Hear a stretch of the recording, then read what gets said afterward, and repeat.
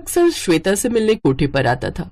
हर दूसरे दिन अंकुर कोठे पर जाता जहां उसे श्वेता से प्यार हो गया और श्वेता भी उसे अपना दिल दे बैठी।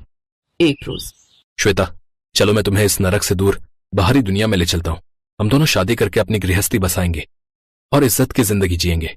वहां तुम्हें मान सम्मान और इज्जत भरी जिंदगी मिलेगी, साथ ही इज्जत का काम कर सकोगी। यूं रोज रोज तुम्हें अपना जिस्म नहीं बेचना पड़ेगा। अब मैं तुम्हें और इस कीचड़ में नहीं रहने दे सकता। नहीं अंकुर, वैश्याओं को कहीं भी इज्जत नहीं मिलती, इसलिए छोड़ दो मुझे मेरे हाल पर और चले जाओ यहाँ से। इसका मतलब तुम्हें बिल्कुल भी अपने अंकुर पर भरोसा नहीं है ना? ठीक है, फिर अभी इस चाकू से मैं अपनी कलाई काट लेता हूँ, फिर तो तुम्हें यकीन हो जाएगा ना कि मैं तुम्हें कितना प्यार करता हूँ। श्वेता ने उसके हाथ से चाकू छीन लिया और उसके सीने से लगते हुए बोली, अपनी सांसों से भी ज्यादा भरोसा करती हूँ तुम पर, लेकिन समाज से मुझे डर लगता है। क्या ये समाज मुझे आम लड़कियों जैसी जिंदगी जीने देगा? मैं एक बार इस नरक से निकल गई तो यहाँ के दरवाजे हमेशा के लिए मेरे लिए बंद हो जाएंगे। क्या तुम मुझे अपनी पत्नी का दर्जा दे पाओगे? क्या लोगों से कह पाओगे कि एक वैश्या तुम्हारी पत्नी है? उफ़ डार्लिंग, मैं प्यार करता हूं तुमसे। हाँ, कुछ दिन भले ही हमें तंगी में काटने होंगे क्योंकि मेरे परिवार वाले हमें इतनी जल्दी अपनाएंगे नहीं, इसलिए तुम अपने साथ कुछ पैसे, गहने और जो भी कीमती सामान हो वो रख लेना। मैं रात को 2 बजे पीछे वाली खिड़की की तरफ तुम्हारा इंतजार करूंगा। अंकुर ने श्वेता को अपने प्यार के जाल में इस कदर फंसा लिया था कि वो उसके लिए कुछ भी करने को तैयार हो गई। बचपन से जवानी तक प्यार के लिए भटकने वाली श्वेता को जब सच्चा प्यार मिला तो वो उसे पाने के लिए छटपटाने लगी और उसके साथ घर बसाने के सपने देखने लगी, और ये सपना उसे हकीकत की दुनिया में ले जाने के लिए काफी था। उसने ये बात अपनी सहेली मंजू को बताई। देख श्वेता, मैं एक बार फिर कह रही हूँ, तू एक बार और सोच ले। इन लड़के जात पर भरोसा करना सही नहीं है। ये अपने मजे के लिए कोठे पर आ तो सकते हैं, लेकिन यहाँ की लड़की को अपने घर की इज्जत नहीं बना सकते। तू गलत समझ रही है मंजू, हर लड़का ऐसा नहीं होता। तू देखना मैं उसके साथ कितना खुश रहूंगी। रात को अंकुर उसका इंतजार कर रहा था। श्वेता ने अपना सारा कीमती सामान एक बैग में रखा और खिड़की से नीचे पहले अपना बैग फेंका और फिर रस्सी के सहारे नीचे उतर आई। रात में सभी पहरेदार सो रहे थे, इसलिए किसी की भी उस पर नजर नहीं गई। श्वेता आज बहुत खुश थी। आज वो आजाद थी। अंकुर उसे लेकर रेलवे स्टेशन की ओर गया। कुछ देर बाद वो ट्रेन में बैठे। हम कहाँ जा रहे हैं अंकुर?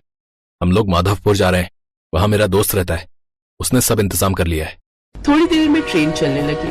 फिर बीच रास्ते में जब श्वेता को भूख लगी तो अंकुर ने उसे समोसे लाकर खाने को दिए। उनको खाते ही श्वेता की आंखें भारी होने लगी। अंकुर, मुझे ना बहुत तेज नींद आ रही है, तो मेरे इस बैग का ध्यान रखना। कुछ ही देर बाद अगला स्टेशन आ गया। अंकुर ने चुपचाप वो बैग उठाया और वहां से चला गया। कुछ घंटे बाद सुबह के 9 बज गए। टीटी वहां आया और उसने श्वेता को उठाया। ए लड़की, उठो, सभी स्टेशन खत्म हो गए। कहाँ जाना है तुम्हें और तुम्हारी टिकट कहाँ है? मेरी टिकट? अंकुर, वो कहाँ है? उसने हर तरफ देखा, ना उसे कहीं अंकुर दिखा और ना ही अपना बैग। अंकुर कहाँ गए? और मेरा वो बैग कहाँ है? उन्हीं के पास मेरी टिकट थी। डिब्बा पिछले 1 घंटे से खाली हो गया है, लगता है घर से भाग कर आई हो और वो तुम्हें चकमा दे गया। वैसे तुम्हें जाना कहाँ है? माधवपुर। हाँ, यही नाम बताया था उसने। पागल लड़की, इस नाम की यहाँ कोई जगह नहीं है। वो तुम्हें टोपी पहना गया। अब टिकट तो छोड़ो, लेकिन जल्दी से यहाँ से उतर जाओ, नहीं तो मेरी नौकरी खतरे में पड़ जाएगी, समझी? चलो जाओ यहाँ से। श्वेता ट्रेन से उतर गई। उसके तो जैसे पैरों तले जमीन ही खिसक गई। उसके सारे सपने एक पल में टूट गए। वो फूट फूट कर रोने लगी। अब उसके पास कुछ नहीं था, न पैसे, न कपड़े, न रोटी, न छत। अब वो पूरी तरह से गरीब हो चुकी थी। हे भगवान, अब मैं कहाँ जाऊँ? इज्जत न सही, कम से कम पहले सर पर एक छत तो थी। वो रोने लगी। चलते चलते वो मंदिर की ओर चली गई और वहीं सीढ़ियों पर कुछ भिखारियों के पास जाकर बैठ गई। आते जाते लोग उसे प्रसाद और फल देकर जाने लगे। ऐसे ही 10 दिन बीत गए। वो सिर्फ फल और प्रसाद ही खाकर पेट भर लेती। अब तो उसकी हालत ऐसी हो गई थी कि लोग उसे देखते ही भगा देते। कोई उसे काम नहीं देता। गंदे बदबूदार कपड़े और बाल बिखरे हुए वो भिखारियों वाली जिंदगी जीने लगी। मंदिर में जो भी आता वो उसे प्रसाद और फल के अलावा कुछ नहीं देता। सब्जी रोटी खाने के लिए तो जैसे वो तरस ही गई थी। वो ढाबे पर जाकर कुछ खाने को मांगती तो लोग उसे दुत्कार कर भगा देते। कितने दिन हो गए साहब, मैंने रोटी सब्जी नहीं खाई, मुझे रोटी सब्जी दे दो ना साहब। ए चल जा यहाँ से, हमने ये ढाबा तुम भिखारियों के लिए नहीं खोल रखा, बल्कि धंधा करने के लिए खोला, समझी? ऐसे ही समय बीता। एक रोज वो कूड़ेदान में से रोटी सब्जी तलाशने लगी, तभी उसके पास एक बूढ़ी औरत आई। क्या बात है बेटी, तू रो क्यों रही है और इस कूड़े में से क्या ढूंढ रही है? मुझे रोटी सब्जी खानी है, कई दिनों से मैंने खाना नहीं खाया। अच्छा, तू मेरे घर चल, मैं तुझे रोटी सब्जी खाने को देती हूँ। वो बूढ़ी औरत उसे अपने घर ले गई और उसे रोटी सब्जी खाने को दी। उसे खाते ही श्वेता की आंखों में आंसू आ गए। पहले उसके पास कितने पैसे और गहने थे, लेकिन आज हालत ये हो गई कि वो भीख मांगकर गुजारा कर रही थी। भगवान करे उस अंकुर को उसके कर्मों की सजा जरूर मिले।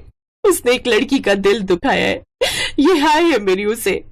कुछ देर बाद टीवी पर खबर आई कि एक आदमी रोड एक्सीडेंट में मारा गया। वो और कोई नहीं बल्कि अंकुर था। ये देख श्वेता बहुत खुश हुई। क्या बात है बेटी, बड़ी खुश लग रही है। फिर उसने बूढ़ी अम्मा को सारी बात बताई। अच्छा हुआ, उसे उसके कर्मों का फल मिल गया। बेटी तू अब से मेरे साथ ही रह, मुझ बुढ़िया का भी कोई सहारा नहीं है। मैं गरीब यहीं रोटी सब्जी का ठेला लगाती हूँ, दोनों साथ में मिलकर काम करेंगे। ये सुनकर श्वेता बहुत खुश हुई। फिर दोनों मिलकर साथ में रोटी सब्जी बनाकर एक फैक्ट्री के बाहर बेच दी। कुछ दिन बाद बूढ़ी अम्मा की तबीयत खराब हुई तो श्वेता अकेले ही सब्जी रोटी बनाकर ठेले पर बेचने लगी। उसके हाथ की सब्जी रोटी सबको बड़ी पसंद आई और अब उसका ठेला काफी अच्छा चलने लगा। उसने बूढ़ी अम्मा का इलाज अच्छे अस्पताल में करवाया, जिससे वो जल्दी ठीक हो गई। लेकिन अब श्वेता ने उन्हें गल्ले पर बिठा दिया और अकेली ने सारा ठेला संभाल लिया।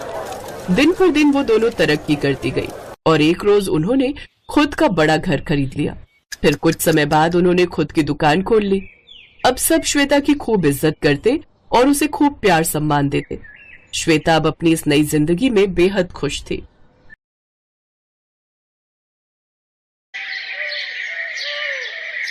नागपुर शहर में आशा देवी अपने 2 बेटों और बहुओं के साथ रहती थी। उनकी बड़ी बहू का नाम सुमन और छोटी बहू का नाम निधि था। आशा देवी स्वभाव की बहुत ही कंजूस थी, जिस वजह से उनकी दोनों बहुएं उनसे बहुत परेशान रहती थी। उनकी जॉइंट फैमिली थी, जिसमें हर छोटी बड़ी चीज का फैसला आशा देवी ही करती थी। उनकी मर्जी के बिना उस घर में एक पत्ता तक नहीं हिलता था। ऐसे ही एक दिन सुमन अपनी देवरानी से, ओफो, अब आज क्या बनाऊं खाने में? निधि एक काम कर, सासू माँ से पूछ कर आ डिनर में क्या बनाए। निधि की शादी को अभी कुछ महीने ही हुए थे, जिस वजह से वो अपनी सास से बहुत ज्यादा डरती थी। मैं नहीं दीदी, आप ही पूछ कर आओ माँ जी से, मैं नहीं जाती पूछने। अपनी सास के डर के मारे निधि उनके सामने जाने से बहुत ही हिचकिचाती थी, जिस वजह से सुमन को ही अपनी सास का सामना करना पड़ता था और उनके गुस्से का शिकार होना पड़ता था। देवरानी जी, तुम तो सासू माँ से ऐसे बचती फिरती हो मानो अकेले तुम ही को उनसे डर लगता हो। खैर छोड़ो, अब मुझे ही जाना पड़ेगा उनसे पूछने। बाहर के रिमझिम भरे सुहाने मौसम को देखकर सुमन को आज कुछ अच्छा खाने का मन था, लेकिन वो जानती थी कि उसकी सास आखिर में उसे दाल चावल ही बनाने को कहेगी। इसी दुविधा में खोए हुए सुमन अपनी सास के कमरे में जा पहुंचती है और डरते हुए अपनी सास से पूछती है, मम्मी जी आज खाने में क्या बनाना है? बहू, जो भी तेरा दिल करे तू बना ले। अरे स्टोर रूम अनाज से भरा पड़ा है, मैंने कोई कमी थोड़ी ना छोड़ी है तुम लोगों के लिए। हाँ जानती हूँ, सारा स्टोर रूम तो राशन के चावल और दालों से ही भरा पड़ा है, उसके अलावा है भी क्या इस घर में? अरे किस सोच में डूब गई, समझ नहीं आ रहा कि क्या बनाऊं? अच्छा एक काम करना, तू ना दाल चावल ही बना ले और साथ में पुदीने की चटनी भी बना दियो। लेकिन माँ जी, कल रात को भी दाल ही बनी थी और यहाँ तक कि आज दिन में भी हमने दाल चावल ही खाए हैं। हाँ तो दिन में काली मसूर बनी थी, अब तू लाल मसूर बना ले। अरे दाल है पर है तो अलग अलग रंग की। माँ जी, रोज रोज यूं दाल खाना अच्छा नहीं लगता हमें। अच्छा, आई बड़ी महारानी, अपने घर पर क्या पकवान खाती थी जो यहाँ दाल चावल खाना अच्छा नहीं लगता? और इतना ही शौक है नया नया खाने का तो लाओ निकालो अपनी जेबों से पैसे और थमाओ मेरे हाथ में। अरे घर ऐसे ही नहीं चलता, आगे पीछे हर चीज देखनी पड़ती है और तू तो जानती ही है सब चीज कितनी महंगी होती जा रही है। अपनी सास की बातें सुनकर सुमन का चेहरा लटक जाता है, लेकिन उसके अंदर इतनी हिम्मत नहीं थी कि वो सास की बातों का जवाब दे सके। वो दुखी मन से रसोई में आती है और गुस्से में दाल निकालने लगती है। क्या हुआ जेठानी जी, आप इतने गुस्से में क्यों हो? देवरानी जी, मैं तो हमेशा ही गुस्से में रहती हूँ, लेकिन अफसोस कि मेरा गुस्सा कभी किसी पर निकल ही नहीं पाता। लेकिन हुआ क्या है जेठानी जी? होना क्या है, हमेशा दाल चावल ही खाओ, दिन में लाल दाल, रात को काली दाल, सुबह मिक्स दाल। ये दाल खा खा कर तो जिंदगी ही दाल बनकर फैल गई है। ये बात सुनकर निधि को बहुत हंसी आती है और वो चुपचाप एक तरफ चूल्हे पर दाल और एक चूल्हे पर चावल चढ़ा देती है। आशा देवी के घर में सुबह शाम हर वक्त बस दाल ही बनती रहती है। ऐसे ही कुछ दिन बीत जाते हैं। बहुओं के साथ साथ अब आशा देवी के दोनों बेटे भी रोज ऑफिस में दाल ले जाकर बोर हो चुके थे। एक रोज जब वो रात में फिर खाने में दाल देखते हैं तो बड़ा बेटा आलोक अपनी पत्नी से कहता है, अरे यार, फिर वही दाल चावल। ये दाल खा खा कर ना मैं तो पक गया हूँ। यार, घर में कुछ और सब्जी नहीं है क्या, जो हर वक्त बस दाल चावल ही खाने को मिलता है? सच में निधि, ऑफिस में रोज दाल लेकर जाता हूँ ना, तो अब तो मेरे दोस्त भी मुझे चिढ़ाने लगे और इसलिए उन्होंने मेरा नाम नितिन दाल वाला रख दिया है। आप हम पर क्यों चिल्ला रहे हैं जी? हम तो वही बनाते हैं जो माँ जी हमसे कहती हैं। अरे अरे, क्यों भड़क रहा है? आखिर इस दाल में दिक्कत ही क्या है? और तुम दोनों को इतनी ही दिक्कत है तो तुम दोनों के ले जाने के लिए ये कल से सब्जी बना दिया करेगी। अपनी सास के मुंह से ये बात सुनते ही देवरानी जेठानी के चेहरे पर रौनक आ जाती है कि कम से कम अब घर में सब्जी तो बनेगी। अगली सुबह जब सुमन और निधि सब्जी बनाने के लिए फ्रिज खोलती हैं तो उसमें कोई सब्जी नजर नहीं आती। तभी सुमन जाकर अपनी सास से कहती है, माँ जी, घर में तो कोई भी हरी सब्जी नहीं है। सामने बिरजू भैया की दुकान में सब्जी भी मिलती है, आप प्लीज जाकर ले आइए ना। मुझे इनके लिए सब्जी बनाकर पैक करनी है। दोनों भाइयों को ऑफिस के लिए लेट हो रहा है। सब्जी? अरे बहू, मैं गई थी उसकी दुकान पर, लेकिन सब्जियों के रेट तो आसमान छू रहे हैं और वो मुआ बिरजू का बच्चा 1 रुपया तक कम करने को तैयार नहीं, इसलिए मैं सब्जी नहीं लाई। ये आलू 10 रुपए किलो मिल रहे थे तो यही आधा किलो ले आई हूँ, दोनों भाइयों के लिए बना दे। लेकिन माँ जी, ये तो बहुत कम है, ये हम सबको पूरा नहीं होंगे।